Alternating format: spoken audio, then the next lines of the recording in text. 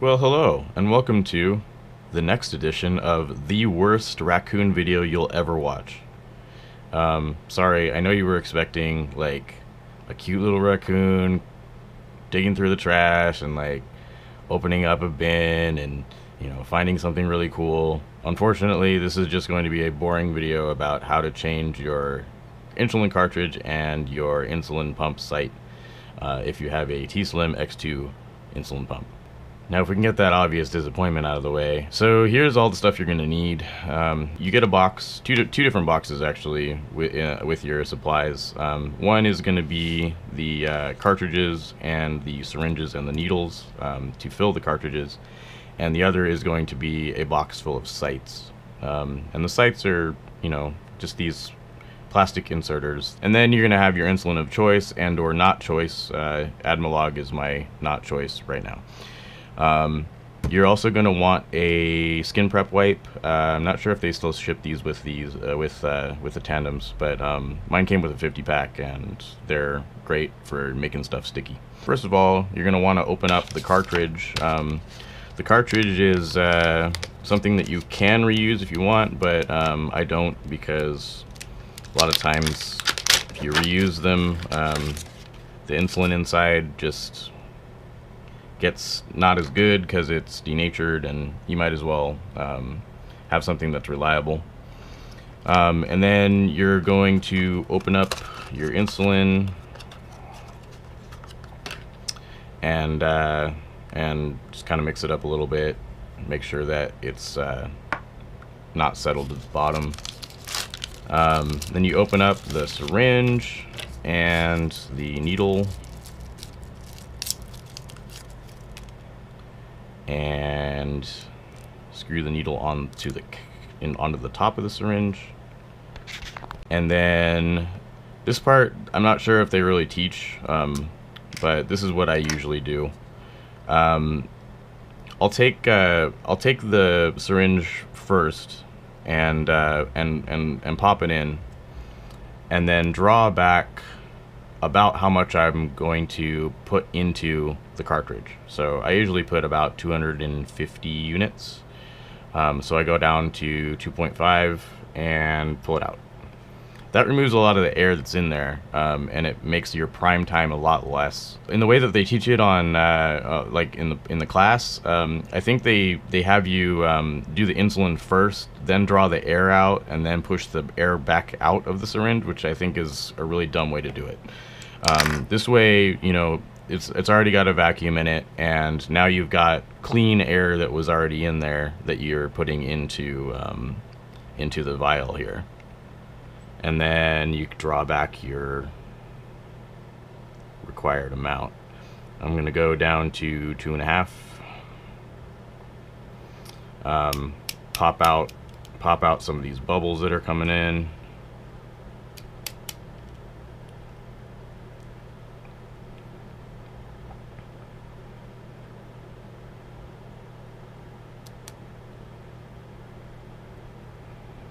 And then you're good. So there's your filled syringe, and then you're just gonna pop it back into that hole there, and when you put this syringe in, it's gonna stop about halfway in. Don't force it in, just let it stop, and it's still gonna have a little bit of needle hanging out. That's okay. Once you're done there, just go ahead and squirt that sucker in, and you're gonna hear like a little crinkly noise. That's the plastic inside the cartridge expanding because it was in vacuum before. And then once you're in, let it sit there for a second and pull it out. And then you can dispose of the syringe in any way you like. You can throw it in the bin if you're an asshole like me, or you can stick it in a sharps container. Binned. Anyway, okay, so your cartridge is now filled. You guys probably don't have a cartridge starting off with, but I do, since I've been using this for a while. So what they send you these little cartridge stopper popper opper thingies, and this is it's got a little key ring hole in it, but I just keep mine, you know, randomly in a bag. But this thing you stick here and you can pop off the cartridge. You can pop off the cartridge anytime you want, but I'm going to actually do a load command so that it resets the motor. So I go here and I go to options and I go down and I go to load. The load menu will show up, and then you're gonna see change cartridge, fill tubing, fill cannula, or site reminder. So I'm going to go ahead and do is change cartridge. It's going to ask me all the deliveries are going to be stopped, continued. I say yes. It stops the deliveries, and then you hit next, and then it pulls the motor back, and then it tells you to remove the cartridge and install the filled one. So we're going to go ahead and do that. You pop it over and you stick that little cartridge remover in the little hole here. There's a little indentation. You stick that in there and you turn it, and it'll pop. It just pops right off, and then you slide it off. When I remove these, I usually pull this guy off, just make sure that nobody reuses it for illegal drugs or other things. It's more like just me being an asshole, because like I don't want other people to like dig through the trash and find them like me. And then you just slide the new one back on. So there's a little groove here. You got to line up. There's a groove on the back, and there's a little groove on here. This prevents horizontal motion, because this basically a push rod. It goes out and then in, and then out and then in, and that works this this stopper here. It goes back and forth, and it only pushes about 1 unit at a time. So since there's so much horizontal motion here, it needs a way to prevent that from happening. So it's got a little groove here that you have to kind of line up and make sure that it's in that groove when you slide it down. So you push it down and then wait till it clicks like that. Mine didn't click very well, so let's do that again. It'll make an audible clicking noise. And then it's on, so you're good to go. At this point, the screen is still locked, but we don't have tubing to connect yet because we haven't put the tubing in. So let's move on to that part. All right, so let's do a site change. This is the AutoSoft 90 I'm using. This has a 6mm cannula, so it's for skinny people. I am definitely not a skinny person. As you can see, I've got quite a belly on me. But this 6mm actually works pretty well. It doesn't ever hit muscle for me, which is always a pain in the ass. So this is what you get in the box. You get 10 of them. It's got a plastic sheath around it and a nice little paper thingamajigger on the back. You got to remove both of those before you can get anything out of it. So let's do that real quick. You just pull this down,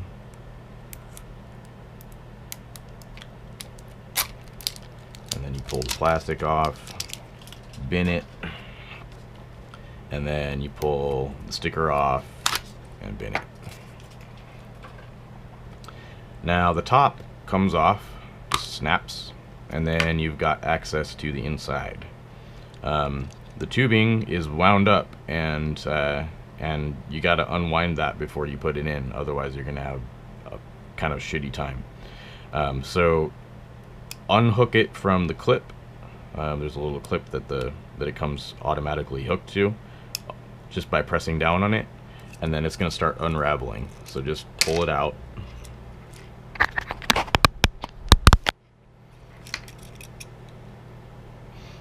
Don't pull it out too much, because it's going to stop eventually. And there's a groove in the side here. I'm not sure if you can see it, but that groove in the side is where you want to place the tubing so that it can lay flat on your skin. You don't have to put it there right now, but when we actually insert the tubing, then I'll show you how to do that. So at this point, we're left with the cannula protector, which makes sure that the needle is not showing or stabbing into you right now. And then there's a spiral sticker here that you peel off to expose the adhesive. So first, you're going to want to stick your finger on that spiral sticker. Make sure that you don't take the spiral off yet. Stick your finger on that to make sure that when you pull this sucker off, it doesn't pull the entire thing with it. A lot of times that'll happen if you don't put your finger here. So just stick your finger here, put it on there, and then pull the blue guy off. And then that can be binned. And at this point, you're ready to go pretty much. So let's go ahead and take that skim prep and prepare the site. So I'm going to go ahead and just do a nice circular motion around here. Get it nice and sticky. And let it dry, because if you don't let it dry, it's going to sting like shit. So go ahead and let it dry real quick. And then while that's drying, you can take the adhesive sticker off. Make sure that you don't pull it too hard. Make sure that this is still flat on the surface when you do so. And then this guy is going to go right into that groove there. So then on the back here is a nice little spring, and it's got like a little thumb holder here that you can pull back. And you just pull that back until it clicks. And you want to make sure that it clicks on both sides, because there's two places that it can actuate, and if it only clicks on one, it's going to be crooked, and I don't like that. So make sure both are secure. And then you're going to find right by where the grooves are, there are two places for your thumb and forefinger to go. So you can click on, you can just, you know, put your hand there to make sure that when you actually press it, it'll actuate properly. Now you're ready to go. It's all cocked back. You've got your tubing. You want to make sure that when you place it on your skin, the tubing is where you want it to be, because you can't move it. So I'm gonna go down here real quick. I usually like the tubing to go in towards the center of my body, because when I'm laying on my side, it makes sure that the tubing doesn't stick out and jut out towards the bed or towards whatever I'm laying on. So I usually go in or down. I'm gonna go in today. So I'm gonna find a place. This seems fine. Line up the needle with that place that I just touched, and then squeeze the sides, and it just pops right in. Now once it's in, you're going to want to press down just slightly to make sure that it's all on. Alright, now it's still in you and you want it out. So what you're going to do is kind of just tilt it up slightly and put your finger down in there, and make sure your finger is touching the pad so that it doesn't lift up when you pull out the needle. And then you're just going to pull the needle straight out. Good to go. Now you can unhook the tubing and place it on the table real quick, and use your finger to go around the outside of the adhesive patch so that it's nice and flat. And then you can just kind of press it in a little bit, make sure it's in there. There's a window at the front here that you can take a look at and make sure that it's not bleeding. If it's bleeding, there might be a problem with absorption, so you probably want to pull it and do a new one. No blood here, so I think we're good to go. Alright, so we can bin all this stuff. I usually like sticking it on the top of here and kind of just making sure your hand doesn't hit the needle. Just stick it on there and then pop the top back on, and now this is completely disposable and will end up in the ocean at some point probably.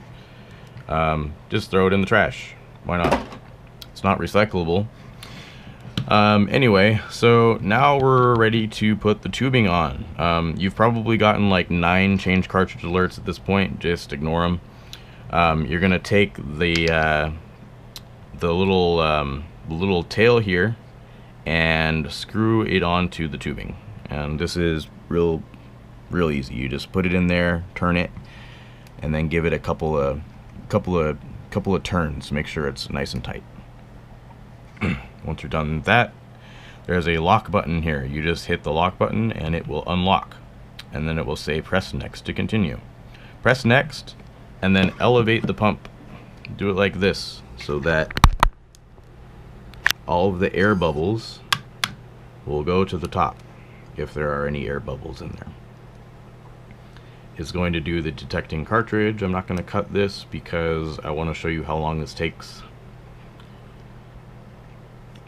So right now it's doing detecting cartridge, and it'll say cartridge changed. And now it's like, okay, make sure the set is disconnected, because now you got to fill the tubing, and you don't want it to be connected, because if you fill the tubing while doing that, it could go into your body and then you could die. Not really. You'll just be in for a bad time. So you hit next, and then it'll say fill tubing, and then so this is one of those situations where if you're doing this in the middle of the night, or if you're doing this at a time where beeping is going to be concerned, you're going to want to somehow cover the speaker on the back, because it is loud as fuck, and it will continue to be loud for around 20 seconds. So it's something where if someone is around and doesn't like beeping, or if beeping is going to be an issue, you can either want to relocate yourself or grab a pillow and stick the pillow onto the pump speaker so that it doesn't make so much noise. Anyway, I'm not in a place where I care right now, so I'm just going to hit start. And you're going to start hearing the actuator motor moving back and forth. Every unit, it will beep. And then if you take a look at the tail, you can start to see some bubbles forming, and you'll start to see the insulin go into the tubing. And at this point, we're just going to wait until we see insulin coming out of the other side.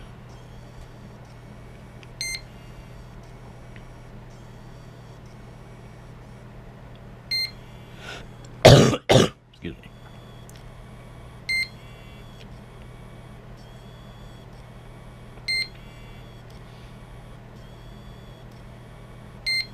This usually takes about 12 units to get a drop.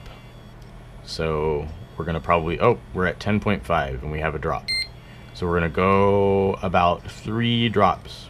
2 and 3. And then just hit stop.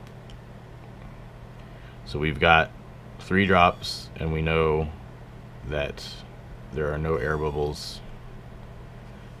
Just inspect the tubing real quick, make sure there are no air bubbles in it, and you're good to go. It's going to continue saying detecting insulin. You're going to smell insulin, and it's going to tell you, okay, the amount filled is 12.4. If you want to fill it again, if you didn't quite get there, it'll have a fill button, but we're just going to hit done. And at this point, we've got 2 of the checks. Now we got to do one more. Fill the cannula. So we're going to hit that. It's going to say insert a new set and connect to the filled tubing. Press next to fill with insulin. So I'm going to hit next, and then it's going to say edit fill amount. The 6mm cannula uses 0.3 units. The 9mm cannula uses 0.7 units, and the 0.2, I'm not sure what that is all about. I usually go with 0.5, and this is an other amount setting. For you guys, you probably want to just select 0.3 for the 6mm and 0.7 for the 9mm. But for me, I don't usually get delivery until I do 0.5. I have some major issues with new sites not picking up right away. So I usually go 0.5. It gives me a little extra to make sure that it's going to kick in properly. So I'm going to hit 0.5. Done. Once you do this once, you don't have to do it again. It'll just stay there. Now what we're going to do is take the clip and connect it to the sight. So there's the sight that we just put in, and we're going to just slide this guy on until it clicks, and then it's on. And then we're going to hit start to fill the cannula. You'll hear it move. It'll say the amount filled, and then you're good to go. It'll say stopping fill, and you're good. Now if you want a sight reminder, I don't, but if you do, you can press this sight reminder thing. It will tell you, it will allow you to edit the amount of time that you have before the sight reminder starts. It'll let you set the reminder time, and it'll tell you what AM or PM. So if you need a reminder to change it after 3 days, this is a good thing to have. You can turn that on, and right now, if I change it now, it's going to remind me to change it on Sunday at 5:30 p.m. I don't actually want this, so I'm going to turn it off. But if you want that, turn it on. And then you hit done, and you're good to go. It'll tell you to test in 1 to 2 hours, whatever. You're on a G6, so it doesn't matter. And then it'll say resume insulin now, and you're going to say yes, resume. And there you go. It's done. You're done.